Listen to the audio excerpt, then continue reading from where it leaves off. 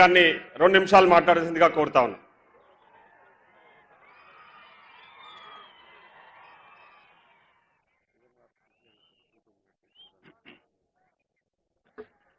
డెబ్బై ఏండ్ల పాలమూరు గోస, 70 ఏండ్ల తన్లాట, 70 సంవత్సరాల కన్నీళ్లు, 70 సంవత్సరాల అగచాట్లు తీర్చే మొనగాడొచ్చిండని చెప్పి ఈ రోజు పాలమూరు నేల పులకించిపోతా ఉంది.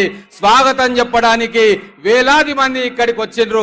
లక్షలాది మంది టీవీలలో ఇంట్లో కూర్చొని తన ముంగిట పుట్టిన బిడ్డ, ముందు అడుగులేసుకుంటూ పెరిగిన బిడ్డ ఈ రోజు ఇంతింతై వటింతైనట్టు ఒక మహావృక్షంలాగా ముఖ్యమంత్రి రూపంలో ఈ పవిత్ర పాలు పొంగే పాలమూరు గడ్డ మీద అడుగుపెట్టిన మన ముఖ్యమంత్రి, గౌరవ ముఖ్యమంత్రి రేవంత్ రెడ్డి గారు వేదిక మీద ఉన్న పిలవగానే ఆప్యాయంగా వచ్చి మమ్మల్ని ఆశీర్వదించి వరాల జల్లు కురిపించడానికి వచ్చిన మన పెద్దలు మంత్రివర్యులు దామోదర్ రాజనరసింహ గారు, కోమటిరెడ్డి వెంకటరెడ్డి గారు, అలాగే వేదిక మీద ఉన్న అతిరథ మదహారథులు మన స్థానిక మంత్రి గారు జూపల్లి కృష్ణారావు గారు, మహబూబ్ నగర్ జిల్లా 14 నియోజకవర్గాల్లో రేవంత్ రెడ్డి గారిని ముఖ్యమంత్రి చేసుకుందామని చెప్పి 12 మంది ఎమ్మెల్యేలను గెలిపించిన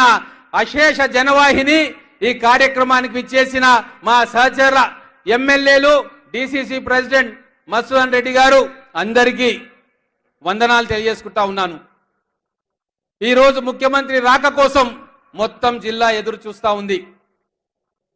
70 ఏండ్లలో పాలమూరు వలస బాధలు చెప్పుకుంటూ, పాలమూరులో కరువును చెప్పుకుంటూ, పాలమూరును ఇక్కడ బీళ్లు పడ్డ భూములను, ఇక్కడి వలసలను చూపించి ఓట్ల జాతర చేసుకొని ముఖ్యమంత్రులు మంత్రులయ్యి తెలంగాణ ఉద్యమంలో మన కళ్ళీళ్లను, మన గాథలను అమ్ముకొని పదవులు అనుభవించిన వాళ్లను బండకేసి కొట్టి నిజమైన భూమిపుత్రుణ్ణి గెలిపించుకొని ముఖ్యమంత్రి చేసి ఈ రోజు తన్మయత్వంతో పాలమూరు జిల్లా ప్రజలు ఉన్నారు.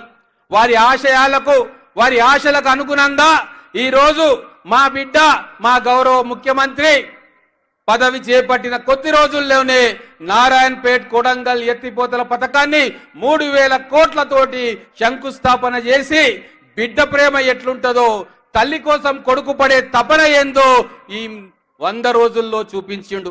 అంతేకాదు విద్యలో వెనకబడ్డ మహబూబ్ నగర్ జిల్లాను ఎడ్యుకేషనల్ హబ్ గా, విద్యారంగంలో తెలంగాణకే అగ్రగామిగా నిలపాలన్న అకుంఠిత దీక్షతోటి వెనకబడ్డ కొడంగల్, నారాయణపేట్, మక్తల్, మహబూబ్ నగర్ జిల్లాలో అనేక విద్యా సంస్థలు నెలకొల్పాలని చెప్పి భారీ ప్రణాళికలు రచిస్తున్నారు మన బిడ్డ, మన గౌరవ ముఖ్యమంత్రి గారు.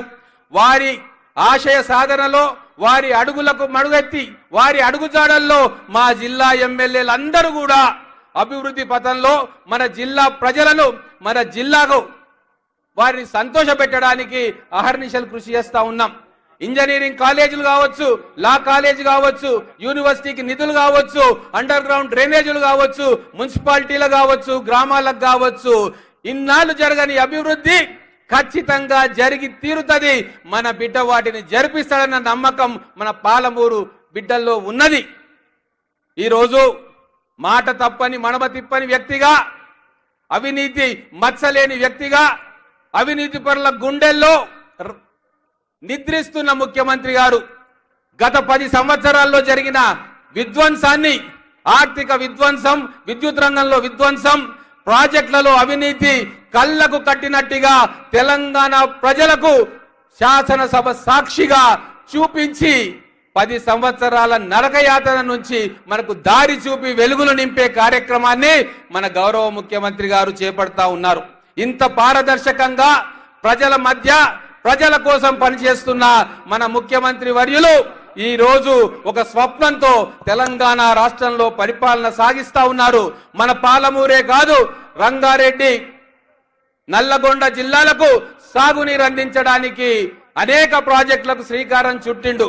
గతంలో ఉత్తర తెలంగాణ అభివృద్ధి చెందిందని అనుకున్నాం, కానీ ఈ రోజు దక్షిణ తెలంగాణలోని అన్ని జిల్లాలు కూడా మా ముఖ్యమంత్రి వర్యులు మాకు వరాల జల్లులు కురిపిస్తారన్న నమ్మకంతో వారిని ఆశీర్వదించడానికి ఈ పాలమూరు గడ్డ నుంచి ఎల్లప్పుడూ వారికి జయకేతనం ఎగరవేయడానికి ఎప్పుడు ఎన్నికలు జరిగినా పార్లమెంటులో ఈ రెండు పార్లమెంట్లను అఖండమైన మెజారిటీ తోటి గెలిపించి వారికి కానుకగా ఇవ్వాలని నిర్ణయం తీసుకుంది ఈ ఉమ్మడి మహబూబ్ నగర్ జిల్లా.